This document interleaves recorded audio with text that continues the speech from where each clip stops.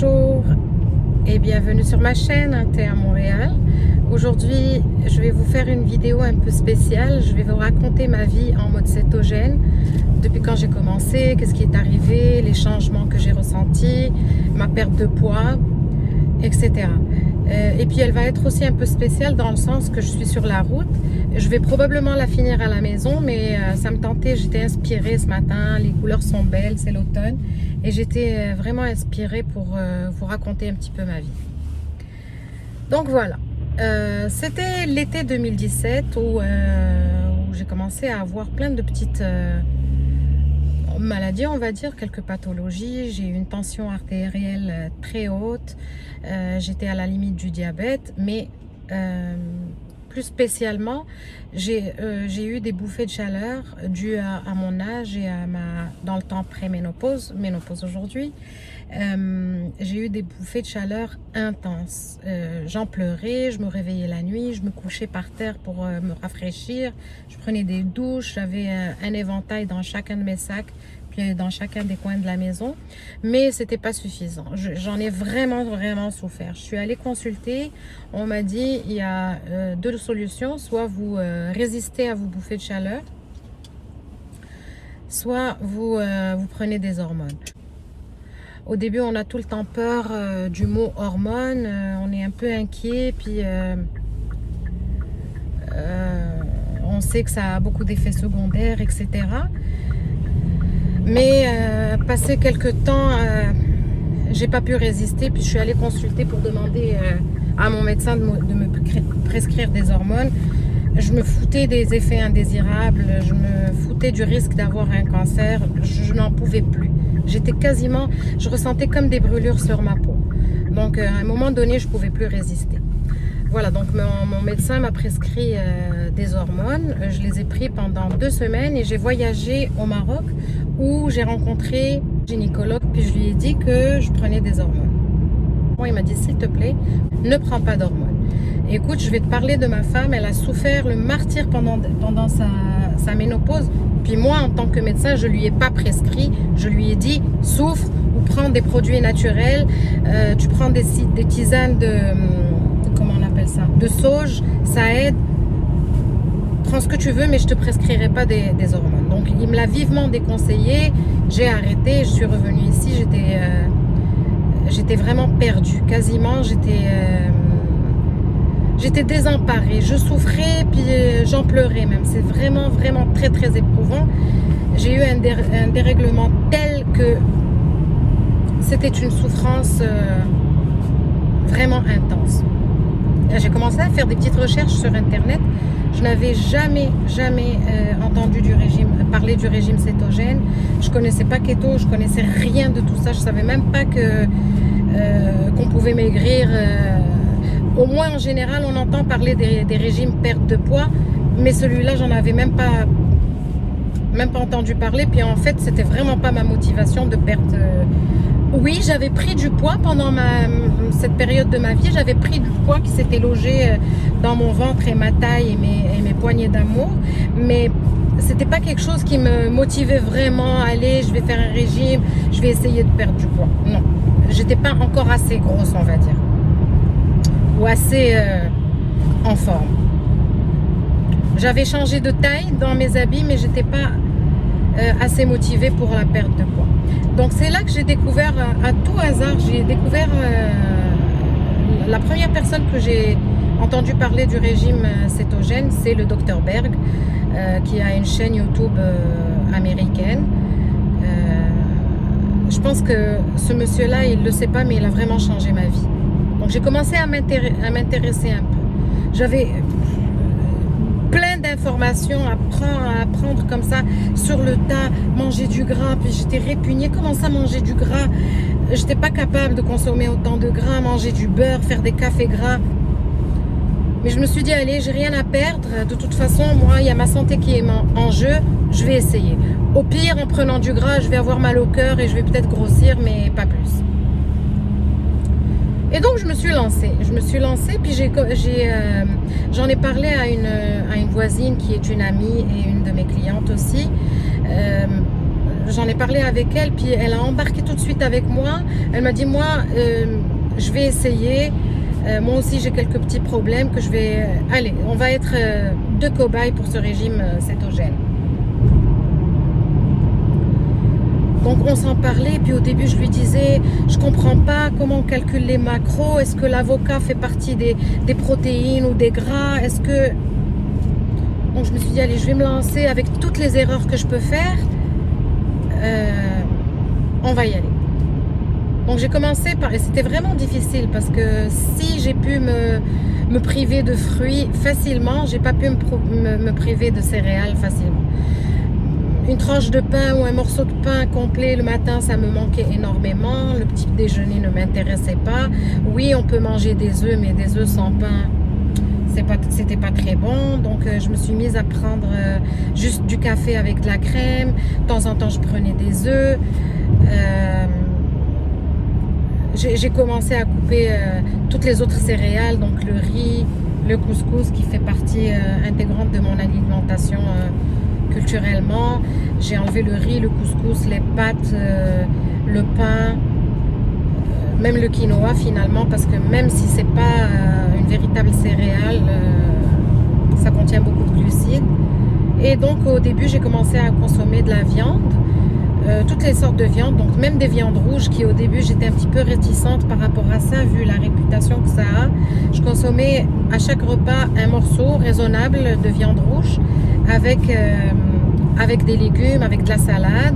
Puis petit à petit je me penchais sur les vidéos du docteur Berg, il parlait des aliments qui étaient recommandés, des aliments qui l'étaient moins. J'ai enlevé toutes les pommes de terre, le riz je l'ai dit, toutes les pommes de terre, patates douces, betteraves. Je consomme des carottes mais en petite quantité, je consomme pas de petits pains, pas de féculents. Tous les haricots, lentilles, pois chiches et tout ça, je l'ai complètement banni de mon alimentation. Et miracle, la première semaine, mais ça c'est tout à fait normal au début, on perd toute l'eau de notre corps, c'est pas une perte de gras. J'ai perdu 4 livres la première semaine. Alors, je commençais pas encore à aller mieux au point de vue santé, mais je perdais du poids, donc ça m'a motivée. Puis petit à petit, et ça, je vous parle de ça, c'était en septembre 2017. J'ai commencé en septembre 2017. Fin octobre, j'ai joint le jeûne intermittent à ce mode de vie. Pourquoi? Parce que tout simplement, je suis entrée en cétose et j'avais plus faim. J'avais pas faim du tout. Je mangeais juste par habitude. Le matin, je prenais mon déjeuner où je prenais juste un café avec de la crème dedans. Puis j'avais pas faim avant 1h, 2h. À 2h, je mangeais un bon repas, donc avec un bol de crudité ou un bol de salade variée où je mettais des olives, du thon, etc. Et j'avais plus faim le reste. Et puis le soir, je me retrouvais à préparer un souper alors que j'en avais absolument pas besoin. Donc j'ai encore posé des questions sur YouTube, dans les forums et tout ça. Puis j'ai compris qu'on n'était pas obligé de manger quand on n'a pas faim. On mange quand on a faim. Et donc j'ai joint le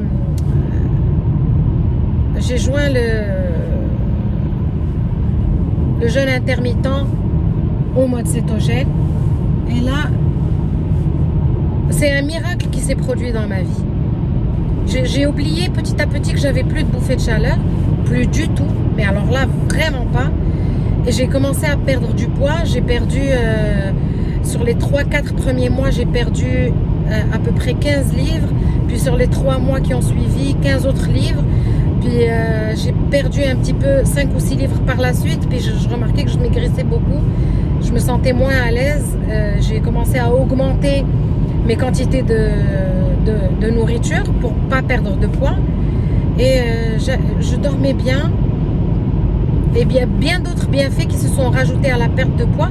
Et en plus de ne plus avoir mes bouffées de chaleur, et bien je dormais très très bien. Puis dans la journée, j'étais en pleine forme. J'avais une énergie, une énergie incroyable. Je faisais mon ménage, je travaillais, je faisais de la cuisine, je sortais après le travail. Je travaille à la maison, donc j'avais jamais envie de sortir le soir après 5 heures. Mais là, j'avais de plus en plus envie de faire des activités, de sortir les fins de semaine. Je sortais, je faisais plein d'activités, etc. Et donc, franchement, j'ai plus eu envie de quitter ce mode de vie.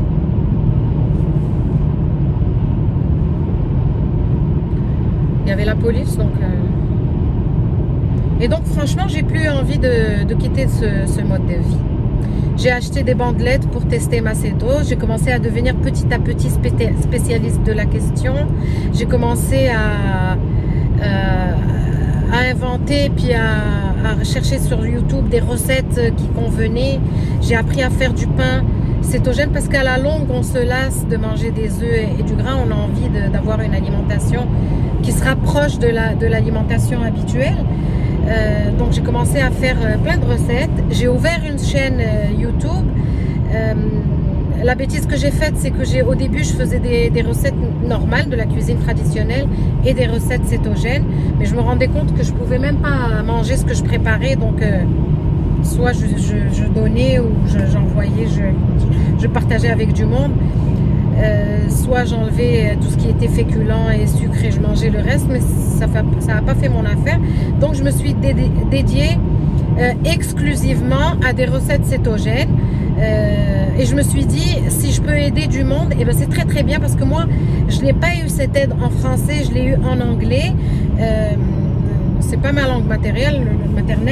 Le français non plus d'ailleurs, c'est pas ma langue maternelle, mais bon, je communique en français plus facilement et je le comprends plus facilement que je comprends l'anglais. Donc je me suis dit, si je peux aider des gens qui parlent pas anglais ou qui le comprennent moins, et ben c'est très très bien. Donc voilà, c'est de là qu'est né le désir de créer une chaîne YouTube où je fais pas mal de recettes. Il y en a qui sont très réussies, il y en a qui le sont moins, et j'ai beaucoup de réponses, j'ai beaucoup de feedback de gens qui essayent qui essayent mes recettes et pour qui ça marche très très bien. Je suis très très contente.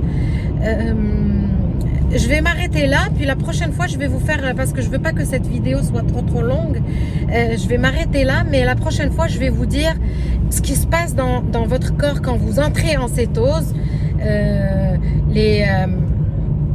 les manques que vous allez avoir, je veux dire, j'ai perdu le terme, mais vous allez avoir des manques de magnésium, de potassium, etc. Donc je vais vous en parler. Je vais vous parler aussi des petits trucs que je fais et qui m'aident énormément pour ne pas avoir faim, comme notamment le vinaigre de cidre de pomme. Mais tout ça, ça va être à part dans une prochaine vidéo. Voilà, donc de là, je vais m'arrêter ici. Finalement, je ne suis pas encore arrivée. Je vais finir la vidéo ici en route. Je vais vous dire à la prochaine. Aujourd'hui, avant cette vidéo, vous allez trouver des petits gâteaux au fromage, des petits cheesecake miniatures que j'ai fait. Vous allez les trouver dans mon site avant. Ils sont succulents, essayez-les. Vous pouvez en manger par exemple un après votre repas. Voilà, à la prochaine. Merci de m'avoir suivi. N'oubliez pas d'activer la cloche, de me mettre des pouces et surtout de vous abonner à ma chaîne. Au revoir.